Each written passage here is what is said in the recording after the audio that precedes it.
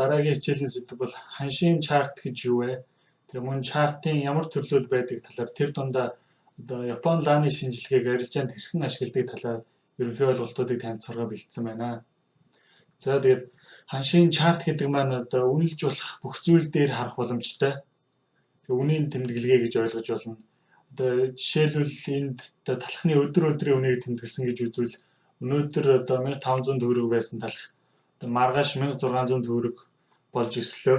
Тэгээд нөгөөдөр мөн 1550 болж буураад тэрний дараагийн өдөр буцаад 1600 төгрөг болоод тэрний дараагийн өдөр 1510 төгрөгөөр зарагдсан гэх мэтээр одоо тэмдэглэсээр иймэрхүү ханшийн шаардыг үүсэх боломжтой байдаг байгаа. За тэгвэл одоо санхүүгийн зах зээлд тухайн хөрөнгийн чарт маань 1 секундээс эхлээд одоо минут, 1 цаг, одоо өдрийн, 1 сараар, бүтэн жилээр гэх мэт одоо байнга тэмдэглэгдэж явдаг. Тэгээд тэр тэмдэглэгийг хийдэг өөр өөрийн онцлогтой аргууд бас байдаг. Тэдгээрийг болохоор чартын төрлүүд гэж ойлгож болно. Одоо энэ талхны жишээн дээр бол одоо хамгийн энгийн шугамн чартын төрлийг үзүүлсэн байна. Тэгээ энэ нь болохоор нээлтийн эсвэл хаалтын за бас хамгийн дээд болон доод үн байж болно. Тэгээд бас одоо дундаж үнээр нь ч бас тэмдэглэж болно. Тэгээд тухайн хугацааны дараалал нь тэмдэглээд хооронд нь холбоход үүсдэг энэ чартын төрлийг болохоор лайн буюу одоо шугам чарт буюу лайн чарт гэж нэрлэдэг байгаа. За тэгээд өөр өөрийн тооцоололтой өөрийн гэсэн онцлог шинжүүдтэй чартын олон төрлүүд байдаг. За тэгээд тэдгээр чартуудын талаар товчхон танилцуулга өргөе гэж бодсон юм аа.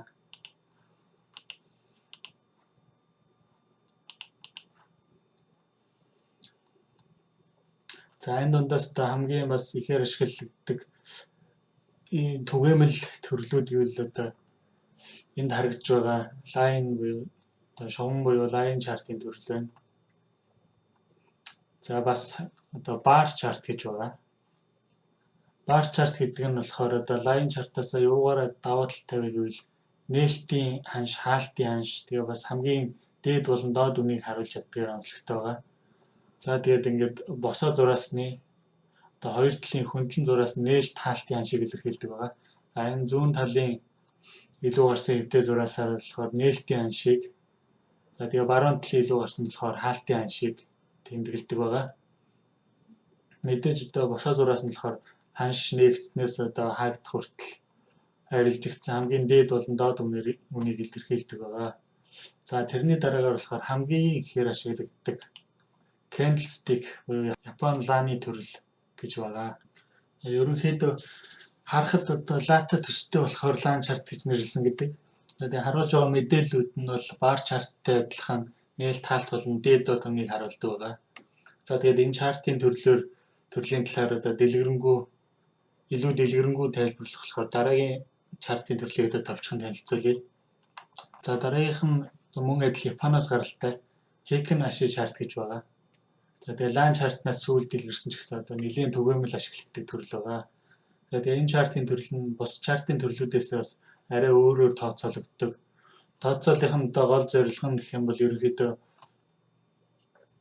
ханшийн хэтэх хэлбэлцлийг арилгаж одоо ханшийн чиглэлийг хүний нүдэнд тодорхой харагдуулахаар тооцдог гэж ойлгож байна. Тэгээд жишээ нь одоо бус чартын төрлүүд нь ханшийн бүх савлгааг тэмдэглэж явдаг бол Heikin Ashi төрлөнд тэр савлгааг хүний нүдэнд арай эвтэхнээр харагдуулахыг зорддог байгаа. За тэгээд Heikin Ashi чартын дээд доод ханш нь бол одоо бус чартуудтай адилхан бодит ханшийг тэмдэглэдэг.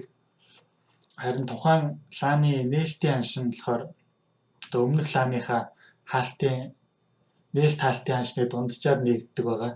За тэгээ энд харах юм бол одоо яг өмнөх лааны их биеийнхэн талаас нь ерөнхийдөө нээлтийн ханш нь нэгдээд явсан байгааг харж болно. Өмнөх лааны нээлт хаалтын ханшны дундаж гэхээр их биеийнхэн дундаж таарна. За тэгээ хаалтын ханш нь харин яг тухайн лааныхаа нээлт хаалтны болон одоо дээд доод ханшны дунджаар хаагддаг. Жишээ нь одоо яг энэ лаа хаагдахад энэ лааны хаалтын ханшийг тооцъё гэж бодох юм бол яг энэ лааныхаа одоо 4 ханшийг тооцоолдог гэсэн үг. За тэгээ бидний хувьд болохоор одоо онл энтер боловсруулах биш.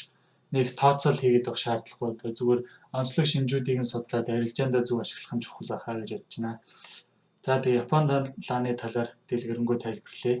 За тэгээ Япон лаа маань болохоор ерөнхийдөө 3 төрлөөр харагддаг байгаа. За тэгээ Polish candle буюу өсөлтийн лаан ногоон өнгөтэй.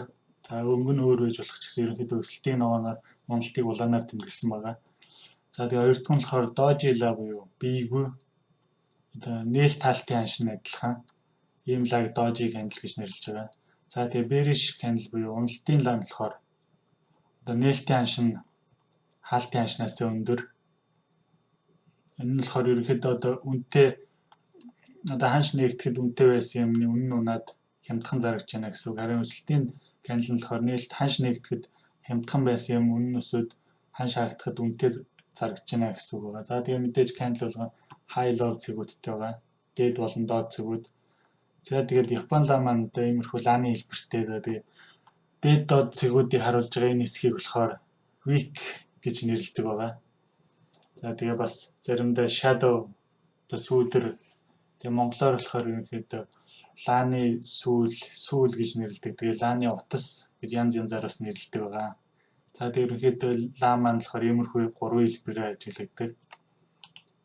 За тэгээ энэ болохоор жишээгээр одоо 4 цагийн candle буюу 4 цагийн лаа яаж бүтэх вэ гэхээр мэдээж цаг болгонд тус тустай лаатай байгаа. 1 2 4 1 цагийн 4 ширхэг лаанаас 4 цагийн лаа маань бүтнэ гэсэн үг.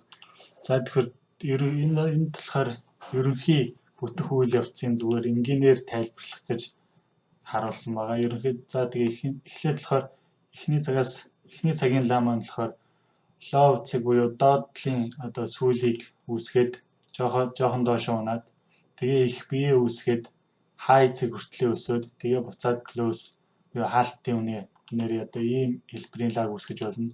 Эсвэл шууд нээлтийн ханшаас шууд high цэгийг үүсгээд тэгээд low цэгийг үүсгээд тэгээд буцаж өсөөд одоо close буюу хаалтын ханшин дээр ирээд ийм candle үүсгэж болно. За Doji la маань болохоор ерөөхдөө одоо өсөлтийн үнээсээ шууд high цэгийг үүсгээд low цэгийг үүсгээд хааж болно. Эсвэл нээлтийн үнээсээ шууд low цэгийг үүсгээд high цэгийг үүсгээд хаалтаа хийж болно. За харин bearish candle-ийн хувьд болохоор одоо often нээлтийн үнээсээ шууд high үүсгээд тэгээд огцон унаад low үүсгээд candle close буюу хаалтын ханшаа хийж болно. За эсвэл эсрэгээрээ шууд low үүсгээд тэрний дараа шууд high үүсгээд тэгээд close хийж болно. За тэгээ энэ бол зүгээр энгийн candle бүтэх үйл явц. Энэ заавал ийм гэсэн юм бол байхгүй. Тэгээд дотроо юм жижиг хөдөлгөөнүүд бас явж болно. Янз янзаар candle үүсч болно. За тэгээд candle маань ерөнхийдөө ингээд ямар ч weak-гүй одоо ямар ч сүүлгүй юм битүү candle байх юм бол одоо японоор marubozu гэж нэрлэдэг. За энэ болохоор ерөнхийдөө одоо халдсан гэсэн тийм утгатай л үг юм байлээ. Ямар ч байсан тийм сүүлгүй, weak-гүй, shadow-гүй гэж ойлгож болно. За тэгээд энэ болохоор өнгөөр нь ялгана. Bullish, bearish гэдэг өнгөөр нь ялгаа явчихна. За энэ Doji болохоор тустай нэртэй энэ дээдлийнх нь бол хамаагүй. За тэгээд ийм жижиг биеттэй бас candle-ууд байж болно. Жижиг биеттэй тэгээд shadowтэй shadowгүй одоо сүүлтэй сүүлгүй байж болно. За тэгээд юм урт shadow, long shadows гэдэг юм урт сүүлтэй candle-ууд хоёр төрөл байгаа. За энэ болохоор ийм төрлийн candle, ийм хэлбэрийн candle болохоор одоо hammer, hanging man гэж нэрлэж байгаа. За энэ болохоор яагаад хоёр нэртэй байгааг нь бас дараа chart дээр тодорхой тайлбарлана. За тэгээд харин за hammer маань болохоор ерөөхдөө алхахын хэлбэртэй. Энэ candle маань болохоор ерөөхдөө доороо урт сүүлтэй, дээрээ болохоор сүүлгүүч байж болно, богинохон сүүлтэй байж болно. Ерөөхдөө ийм хэлбэрийн. Тэгээд их биеэсээ одоо хоёр дахин урт доороо сүүлтэй ийм candle-ийг хэлээд байгаа. За тэгээд доошоо харсан хэлбэрийн энийг болохоор inverted hammer эсвэл одоо shooting star гэж нэрлэдэг байгаа. Бас хоёр нэртэй байгааг нь chart дээр тайлбарлана. За энэ болохоор ерөнхийдөө урт сүүлтэй бас их биеэс хоёр дахин урт сүүлтэй. Гэхдээ сүүл нь болохоор дээрээ. Тэгээд bearish, bullish гэдэг нь болохоор өнгөөрөө ялгцсан. За тэгээд дараагийн нь болохоор хоёр талтай адилхан сүүлтэй. одоо ийм candle байгаа. Энийг болохоор spinning top гэж нэрлэдэг байгаа. За бас ингээд bearish bullish хэлэлтэй бас үүсч болдог ийм candle байна. За тэгээд doji candle маань бас жижиг биетэй урт сүлтэй байж болно. Энэ нь болохоор dragonfly гэж нэрлэдэг. Энэ нь болохоор gravestone гэдэг. За тэгээд энэ нь болохоор hammer одоо shooting star шиг хэлбэртэй. Гэхдээ биегүү бол одоо ийм урт хөлтэй ийм doji candle гэж нэрлэдэг байгаа. Chart pattern гэдэг янз янзын ийм хэлбэрийн чартуудыг бас арилжаанд яаж ашигладаг талаар товчхон тайлбарлая. За тэгээд жишээ нь одоо ханшийн хөдөлгөөнд ийм хоёр чарт буюу ингээд эхний улаан candle маань одоо ногоон candle дотроо орцсон буюу ногоон candle нь улаан candle өөртөө багтаасан байвал engulfing candle буюу одоо өсөлтийн сигнал дохио өгж байгаа candle гэж нэрлэдэг. За эсвэргээрээ бас за жишээ нь энд байна одоо энэ ногоон candle маань болохоор улаандаа багтсан ийм хэлбэртэй байх юм бол энэ улаан candle-ыг engulfing буюу өмнөх candle өөртөө багтаасан candle гээд сигнал өгч ийн гэж ойлгож болно. За тэгээ энэ мэтчлэн бас chart дээр түрүүний Япон лаануудын паттерн яаж ажилладаг талаар товчхон тайлбарлая. За тэгээд энд сигнал өгөөд ханш өсч явсан. За тэгээ энд бас мөн адил одоо энэ болохоор эсэргээрээ ногоон лаа маань болохоор улаан лаанда багтсан буюу inside bar гэж нэрлэж байгаа. За энэ маань болохоор inside bar-ын дараагийн candle маань энэ candle-ийнхаа high-ыг breakout хийх юм бол ерөн өсөлтийн сигнал гэж үздэг. За энд бас одоо bearish одоо engulfing candle үүссэн байна. За тэгээ ханш унсан. За энд болохоор doji за жоохон биетэй бас hammer candle гэж үзэж болно. За тэгээ ингээд дэш яваад за энд болохоор spinning top candle үүсээд ханш маань унсан байна. За энд болохоор мөн адил spinning top candle үүсээд ханш маань ингээ өсөө явсан. За тэгээд энд болохоор inverted hammer гэдэг түрүүний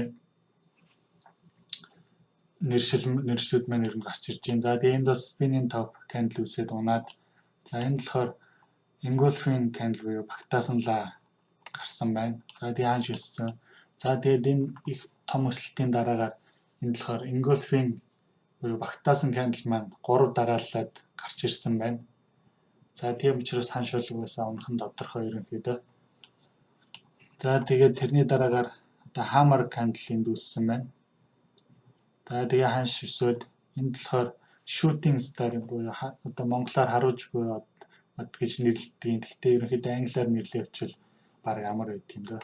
За тэгээд нэг candle унаад inside bar үүсээд за тэгээ ханш өсөөд энд болохоор engulfing буюу багтаасан лаа үүсээд ханш унсан байна. За энд бас ингээд doji hammer одоо ханш эргэх сигнал өгдөг candle-ууд үүссэн байна. За тэгээд ханш маань fullback хийгээд жоохон өсөөд буцаа fullback хийгээ унж байна. За тэгээд энд бас doji candle үүссэн байна. За энд бас spinning top candle үүсээд жоохон өсөөд за тэгээд энд бас doji candle өсөөд fullback хийгээд буцаа унсан байна. За тэгээд энд болохоор яг хоёр адилхан ийм candle-ийг болохоор tweezers гэж нэрлэдэг байгаа.